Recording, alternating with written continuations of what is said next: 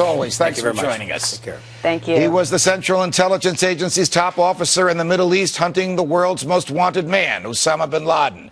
He was on the front lines in President Bush's war on terror, coming face to face with enemies from al-Qaeda to the Taliban. Michael Scheuer is now endorsing Congressman Ron Paul for president. Now, that's the same Ron Paul whose foreign policy has been called isolationist and dangerous by most of the Republican establishment. But Michael Scheuer is just the latest active and former military and intelligence official lining up behind Congressman Paul, and he joins me now. Michael, it's a pleasure. Welcome back to Freedom Watch. Thank you, Judge. A pleasure to be here. Speaking just in the area of foreign affairs, I know you are as articulate on the economy and the welfare state as you are on the warfare state. But sticking to foreign affairs, why does a former career intelligence officer who was truly at the front lines of the intelligence battles for the past 2 generations, as you have been, endorse Ron Paul for president in 2012? Because he understands the very simple fact, Judge, that every action has a reaction. And he knows that the problem we're having in the Islamic world is based primarily on the fact that both parties, without exception, are interventionist.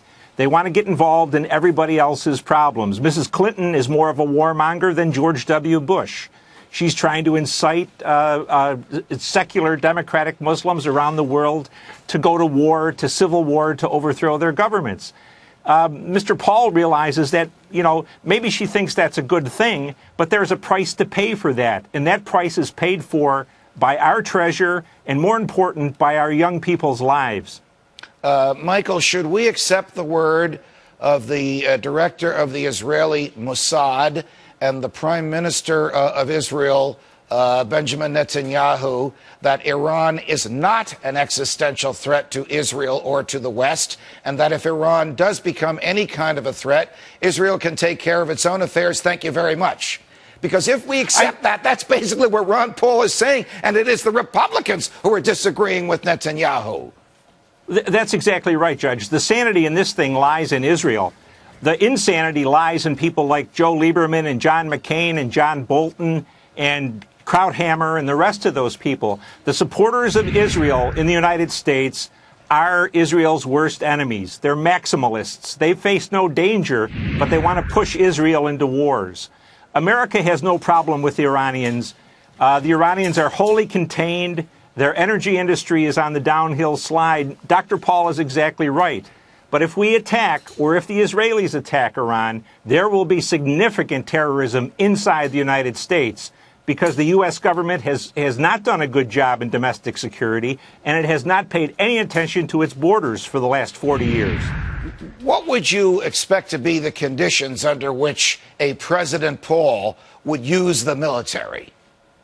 I think anything that the founders said was in our national interest. Clearly, we have to protect the nation here at home.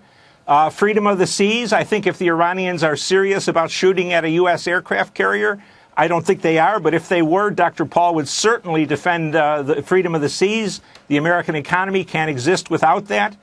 And other than that, I think we would mind our own business. But to say that Dr. Paul would not defend America is just an insane piece of dishonesty that belongs more properly in the Washington Post.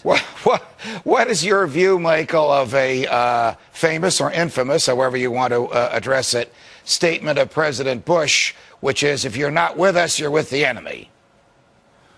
Well, I think that's a very broad statement by a man who may not have been the most thoughtful or articulate president we've ever had. America doesn't need a lot of friends in the world, sir. We are a powerful nation, a nation of initiative and integrity. And if Mr. Paul was in our leadership, we would have more friends around the world. Right now, we seem to be eager to cultivate enemies from the Middle East to China to North Korea.